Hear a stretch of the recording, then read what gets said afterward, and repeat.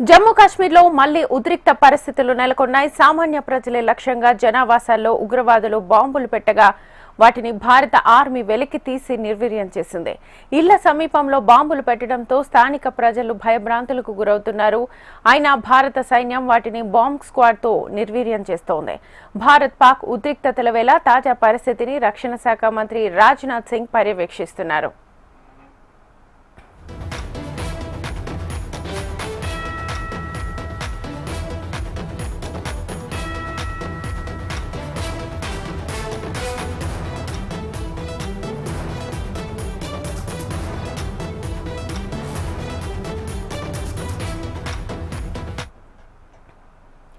జమ్మూ కాశ్మీర్లో మళ్లీ ఉద్రిక్త పరిస్థితులు నెలకొన్నాయి. సామాన్య ప్రజలే లక్ష్యంగా జనావాసాల్లో ఉగ్రవాదులు బాంబులు పెట్టగా వాటిని భారత ఆర్మీ వెలికి తీసి నిర్వీర్యం చేస్తోంది.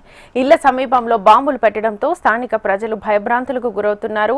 అయినా భారత సైన్యం వాటిని బాంబ్ స్క్వాడ్తో నిర్వీర్యం చేస్తోంది. భారత్ పాక్ ఉద్రిక్తతల వేళ తాజా పరిస్థితిని రక్షణ శాఖ మంత్రి రాజ్నాథ్ సింగ్ పర్యవేక్షిస్తున్నారు.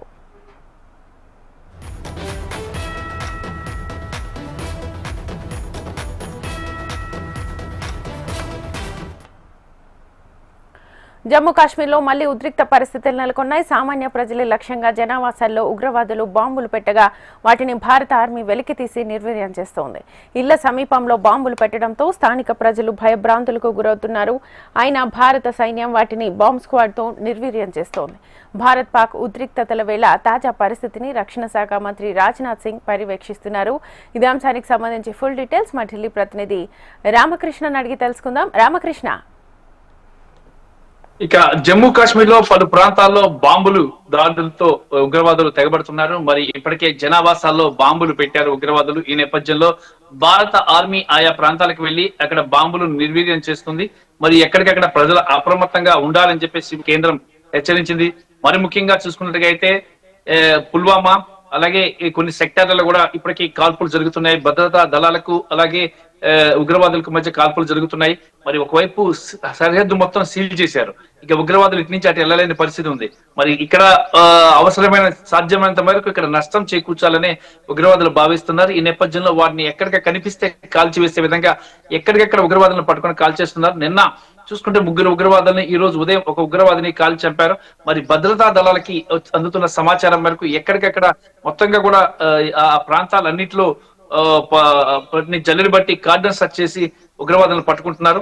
మరి దాంతో పాటు ఇక ప్రస్తుత పరిస్థితి అయితే కొంత కంట్రోల్ గానే ఉంది. అయినప్పటికీ కూడా ఈ ఉగ్రవాదులు అయితే మాత్రం జనావాసాల్లో బాంబులు పెట్టడాన్ని సైన్యం చాలా తీవ్రంగా పరిగణిస్తుంది. మరి ఎక్కడికక్కడ బాంబుల్ని ప్రజలెవరూ భయపడాల్సిన అవసరం లేదని చెప్పేసి వాళ్ళకి ధైర్యం ఇస్తూనే బాంబులని నిర్వీర్యం చేస్తున్నారు. దాదాపు చాలా బాంబులు కనిపెట్టినట్లు సమాచారం అయితే అందుతుంది. మరోవైపు కేంద్ర రక్షణ మంత్రి రాజ్నాథ్ సింగ్ ఈ రోజు జమ్మూ కాశ్మీర్ పర్యటన చేయబోతున్నారు. మరి భారత్ పాకిస్తాన్ యుద్ధం తర్వాత తొలిసారిగా కేంద్ర రక్షణ మంత్రి రాజ్నాథ్ సింగ్ జమ్మూ పర్యటించడం ఇదే తొలిసారి. మరి అక్కడ భద్రతా దళాలని కలుస్తారు, వాళ్ళతో మాట్లాడతారు, తాజా పరిస్థితిని సమీక్షించనున్నట్లు సమాచారం అయితే అందుతుంది. మరి సరిహద్దు భద్రతపై కూడా ఆయన పర్యవేక్షణ చేస్తారు. మరి ఎందుకంటే ఇటు పంజాబ్, రాజస్థాన్, గుజరాత్ అలాగే జమ్మూ కాశ్మీర్ ఈ 4 రాష్ట్రాల్లో పరిస్థితి అక్కడ ఉన్నటువంటి సిచ్యువేషన్ ని ఆయన స్వయంగా తెలుసుకుంటారు. దాంతో పాటు అక్కడ భద్రతను ఇంకా మరింత కట్టుదిట్టం చేయాలని చెప్పేసి కూడా రాజ్నాథ్ ఇప్పటికే ఆదేశాలు జారీ చేశారు. దాంతో పాటు ఇక్కడ రాజ్నాథ్ పర్యటన నేపథ్యంలో జమ్మూలో భద్రతను భారీగా పెంచేశారు. మరి ఇక్కడి నుంచి ఆయన పర్యటించే ప్రాంతాలన్నింటినీ కూడా 4 అంచెల భద్రతను ఏర్పాటు చేశారు. మరి ఈ హెలికాప్టర్లతో కూడా అక్కడ పరిస్థితిని పర్యవేక్షిస్తున్నారు. ఎందుకంటే దేశ రక్షణ మంత్రి పర్యటన కాబట్టి ఉగ్రవాదులు ఎక్కడైనా దాడులకు తెగబడే అవకాశం ఉంది కాబట్టి ముందు జాగ్రత్త చర్యలు అయితే తీసుకుంటున్నారు. సో దీనికి సంబంధించి ఇప్పుడే రక్షణ శాఖ మంత్రికి సంబంధించి ఇప్పుడే మొత్తం అంతా కూడా పర్యవేక్షిస్తున్నారు. బట్ పాకిస్తాన్ ప్రతిసారి ఎన్నిసార్లు చెప్పినా ప్రతిసారి ఈసారి కవింపు చర్యలకు పాల్పడుతూనే ఉంది ప్రతిసారి. సో ఈసారి జనావాసాల్లో బాంబులు పెట్టి మరి చేస్తుంది కాబట్టి సో రక్షణకు సంబంధించి మళ్ళీ క్వశ్చన్ చేసే అవకాశం ఉంది కాబట్టి ఈసారి ఎలాంటి చర్యలు ఉండే అవకాశం ఉంది? అంటే మోడీ ఒక విషయం చెప్పారు, ఒక్క బుల్లెట్ వచ్చినా ఒక మిసైల్ తో సమాధానం చెప్పండి. భారత్ మీద ఉగ్రవాదులు గాని ఎవరిని దాడి చేస్తే దాన్ని యుద్ధంగానే పరిగణిస్తామని చెప్పింది. ఏ దేశాన్ని కూడా ఇందులో ఎంటర్ కానివ్వమని చెప్పింది. ఈ నేపథ్యంలో పాకిస్తాన్ వెన్నులో వణుకుపడుతుంది. కాకపోతే ఇక్కడ ఆల్రెడీ టెస్ట్ వేసినట్టు ఉగ్రవాదులు ఈ దురాగతకాలకు పాల్పడుతున్నారు. మరి ఈ నేపథ్యంలో వాటిని కంట్రోల్ చేసే అవకాశం పాకిస్తాన్ చేతిలో కూడా లేదు.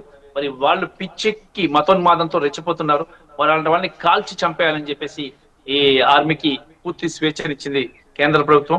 ఈ నేపథ్యంలోనే దొరికిన వాళ్ళు దొరికినట్టుగా కాల్ చేస్తున్నారు. అంటే ఇక్కడ వీళ్ళు ఏంటంటే ఒక మతోన్మాదం వీళ్ళలో ఉండిపోయింది.